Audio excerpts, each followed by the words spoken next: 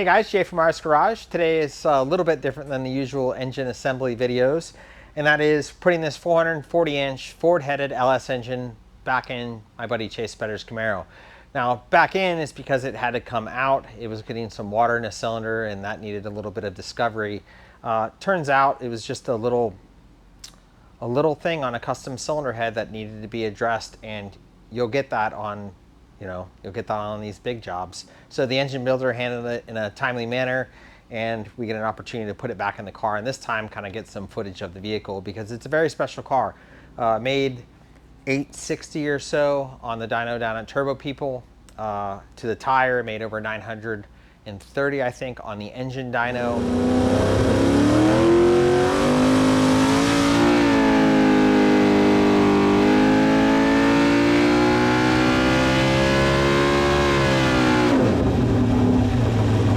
Makes all the right noises, has a Liberty T56 dog box, MoTeC, Ford 9-inch. It's a really, really neat car, and not going to do a lot of car work here, but a couple of these guys I've been working for so long that, just really excited to help them with their project. So Julio and I are going to put this thing back together. Julio's been with me for a number of years. He was with me at my old place and kind of cut his teeth, helped me a lot with my personal cars and whatnot. So he's come on over to RS Garage, and he's managing some of the car projects as we work through the growth.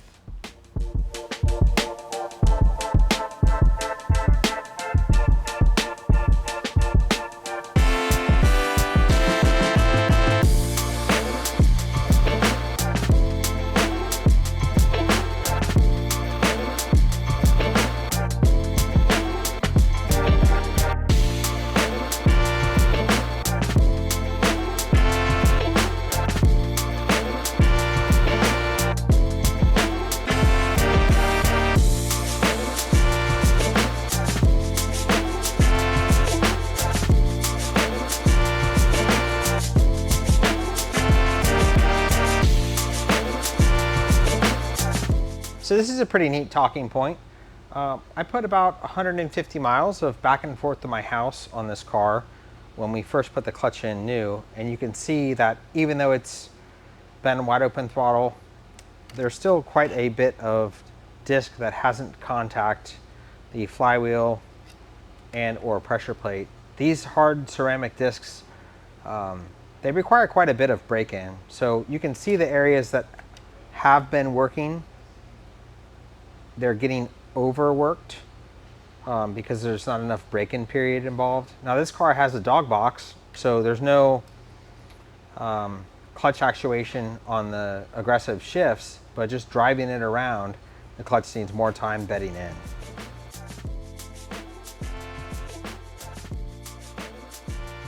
So this is a multi-disc clutch, and there's a couple different varieties. This is going to be a strap style floater because of these straps. The straps are flexible and will allow the floating disc to have some kind of a release. It'll spring up off of the flywheel bottom disc as you release the clutch, but there's pin drive floaters and strapped floaters in this domestic community.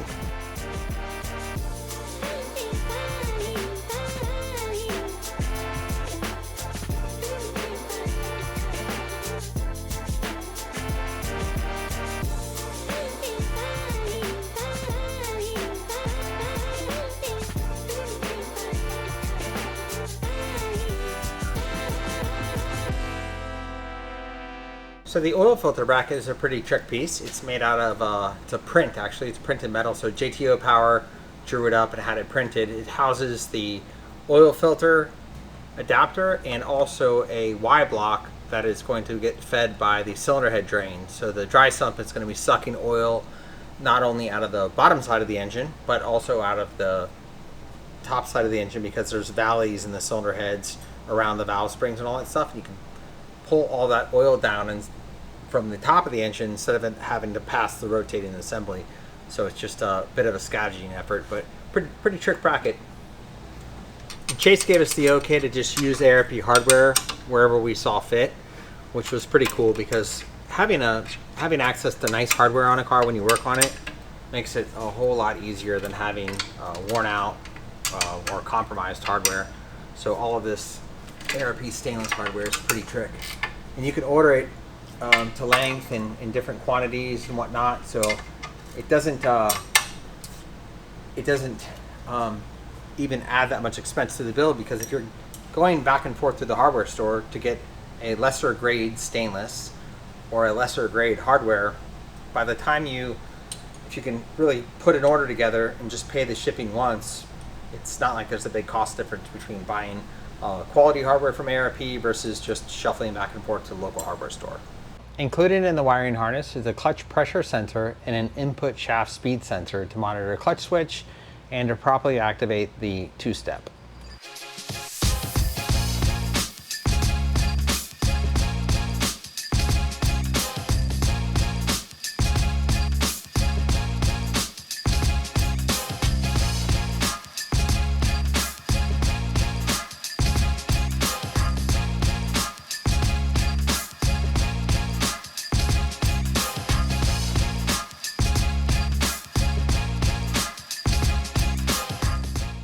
So with the engine back in the car and the training back in the car, we taped up all of the engine's orifices, and we have a vacuum pump, and we're sucking down basically the entire crankcase.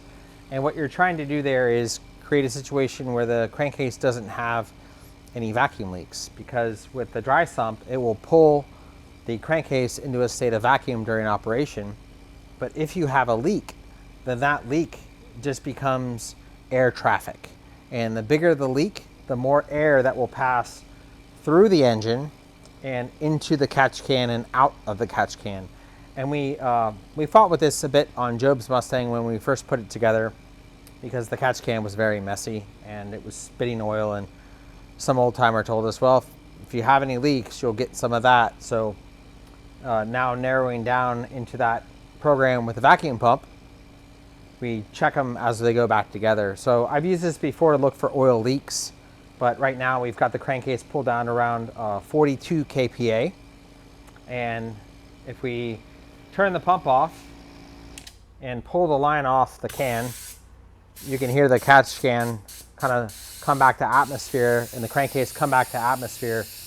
But it's taping up the exhaust ports, taping up the intake ports, and making sure that you don't have any leaks anywhere.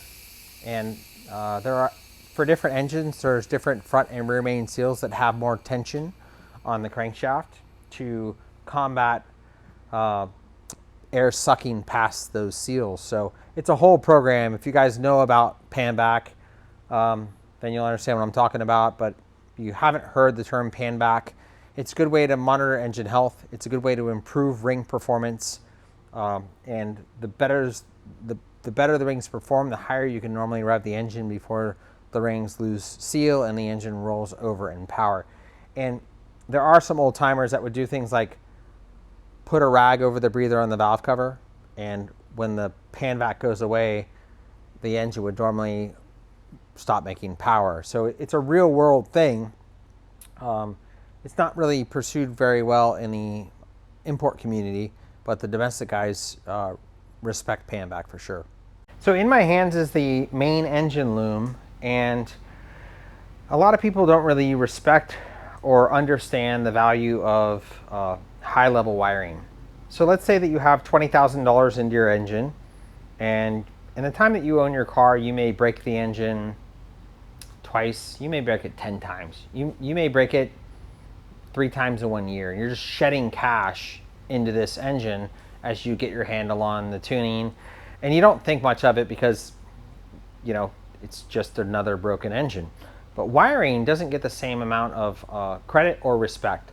This car has about $30,000 worth of wiring, and that may sound like a tremendous amount, but if you look into other communities like a modern trophy truck, you can spend $60,000 or $80,000 wiring a trophy truck. And unless this car has an accident or a fire, you're buying the wiring once. You don't have to buy it twice. It's not like the engine that wears out and blows up and you just fix it again. So what you can do is break an engine with bad wiring. So I've had customers come that have secondary injectors that all of a sudden the secondary injectors weren't working, but they thought they were. I've had cars that have, I was sitting at a race one year, it just lost a cylinder, and I reach over and I'm squeezing the loom by the ECU, and the cylinders turning on and turning off and turning on and turning off, and you know, we're getting called to the lanes. We have to go up, and we have an engine that has a intermittent misfire because of poor quality wiring. So it may sound like a lot of money, but if you're building a high-level project that you don't want to chase ghosts in, don't neglect sourcing out a good wiring guy that can provide you with quality looms that don't give you problems over time.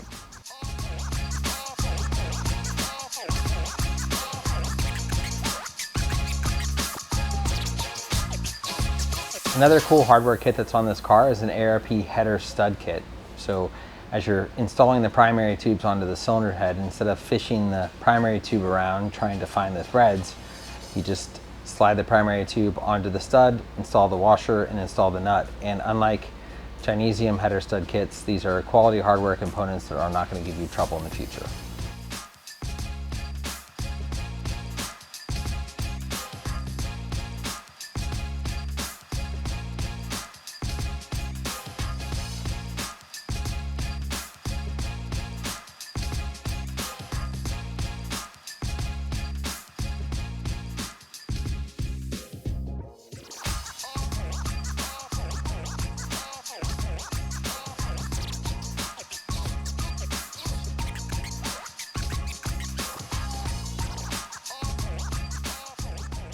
Julio, how many engines has this Camaro had since he bought it? Since I bought it? No, since Chase bought it. Since I've seen this car. 5? Well, the first engine was a stock LS3, and then it got an old GM Performance Parts Drift LS7, which proceeded to fold up almost immediately. It literally just, the bores changed shape like 60 thousandths right away. That was supercharged. And then it got a dart based supercharged. And then this.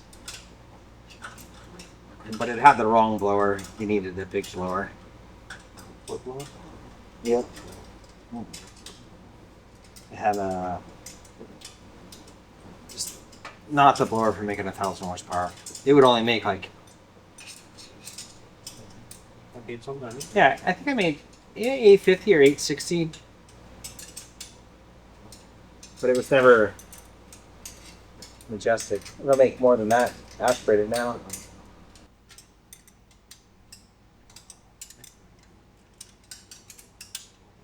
So this is a pretty beautiful part. This is a Kinsler stacked injection, and this one has a manifold which is going to share air amongst the bank. So dialing each individual cylinder in gets a little bit easier. And it also has a drive-by-wire motor. So there's a drive-by-wire motor on each bank of the engine. And then it's sealed with O-rings, so you don't have to fuss with gaskets coming off and on. You just install it. It's actually a pretty light, really well made part. Kinsler's been in the game for a long time. If you want to read a good story about some of the kind of forefathers of the industry, Jim Kinsler's a really neat read.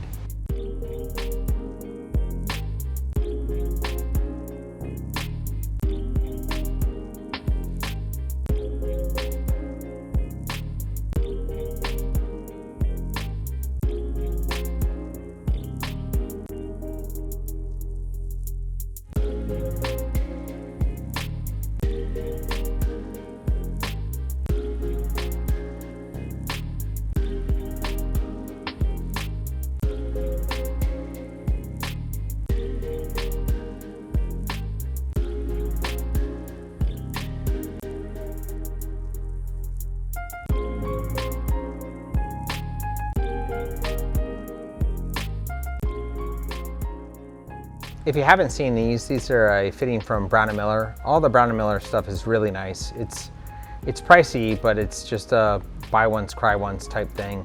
So this is a hose end ORB. So it basically eliminates having a ORB to AN fitting. So convenient, clean, easy to use, and doesn't have the leaking issues that the lower cost fittings can run into.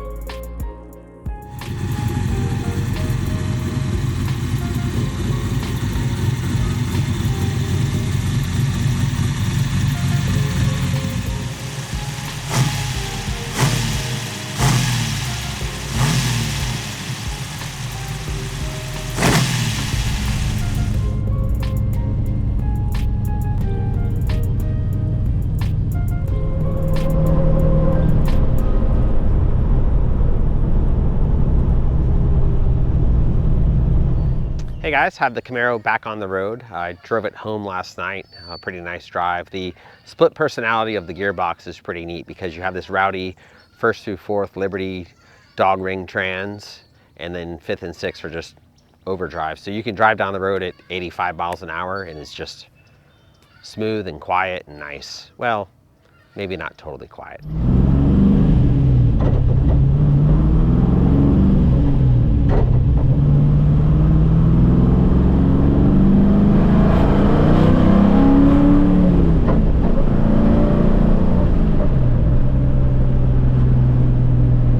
For the power output of the engine, the personality is really neat. You can roll through a parking lot in second gear at 15 miles an hour at 1300 RPM and the car just, it'll do it. It's calm and calculating, and then if you get your foot into it, it makes really, really incredible noises. The car itself was built by Dan at Muscle Express in South Florida, and when Chase bought it, it kind of had a run-of-the-mill LS3, and then it went through a couple variations of engine builds, and now it's kind of in its final state. So very few things left to do on the vehicle. We're going to poke around some sort of an air box for the stack so it gets an air cleaner, but otherwise the car's nearing completion, which those of you that have taken an older vehicle and gone through the build process, you know, found the right team and worked through the process of having a killer old car, you know that it's a bit of a journey. You know, anybody can open up their checkbook and buy an R8 and maybe put some turbos on it and have that kind of cool car, but to have an old car, you know, especially something iconic like this, it could be a heavy lift. And when you get to the end of it, where the car's just ready to be enjoyed, and you can just hop in it on a Sunday morning and go for a cruise and bank some gears, it's a pretty good feeling. So pretty cool to get to the point with this project that he's there with it, and get to enjoy it myself too.